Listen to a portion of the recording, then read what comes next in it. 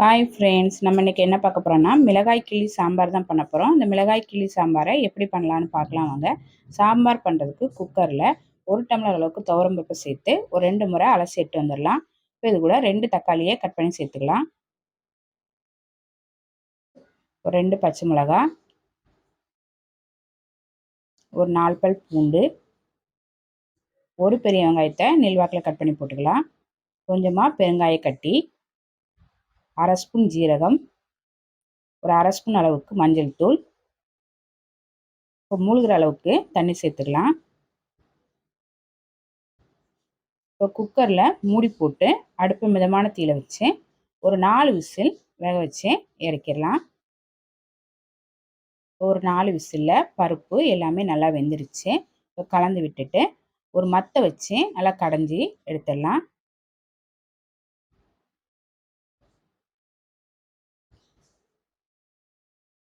இப்போ மத்தை வச்சு நல்லா கடைஞ்சாச்சு. இப்போ கரண்டி வச்சு நல்லா கலந்துட்டு தனியாக எடுத்து வச்சிடலாம்.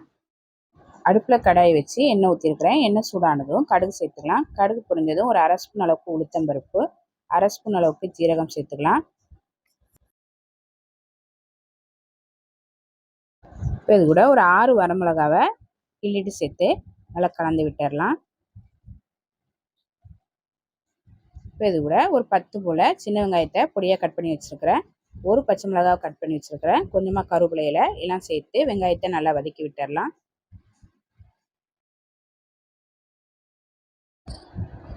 இப்போ வெங்காயம் நல்லா வதங்கிடுச்சு. இப்போ இது கூட பருப்பை சேர்த்துக்கலாம். பருப்பு சேர்த்து கலந்து விட்டுடலாம். இப்போ இது கூட எக்ஸ்ட்ரா 1 டம்ளர் அளவுக்கு தண்ணி சேர்த்துக்கலாம். சாம்பாருக்கு தேவையான அளவு உப்பு, 1 ஸ்பூன் அளவுக்கு சாம்பார் தூள் எல்லாம் சேர்த்து நல்லா கலந்து விட்டுடலாம்.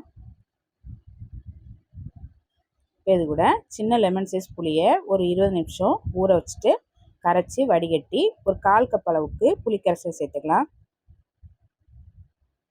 புளிக்கரைசல் சேர்த்து கலந்து விட்டு ஒரு 5 நிமிஷத்துக்கு நல்லா வேக வச்சிடலாம். ஒரு 5 நிமிஷமாக நல்லா வெந்து ரொம்ப டேஸ்டான மிளகாய் கிள்ளி சாம்பார் ரெடி ஆயிடுச்சு.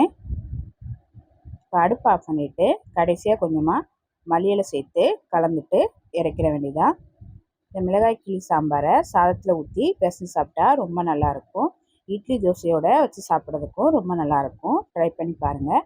பிடிச்சிருந்தா நம்ம சேனலுக்கு லைக் பண்ணுங்கள், ஷேர் பண்ணுங்கள், கமெண்ட் பண்ணுங்கள், சப்ஸ்கிரைப் பண்ணுங்கள். கூடவே பெல் பட்டனை ப்ரெஸ் பண்ணுங்கள்.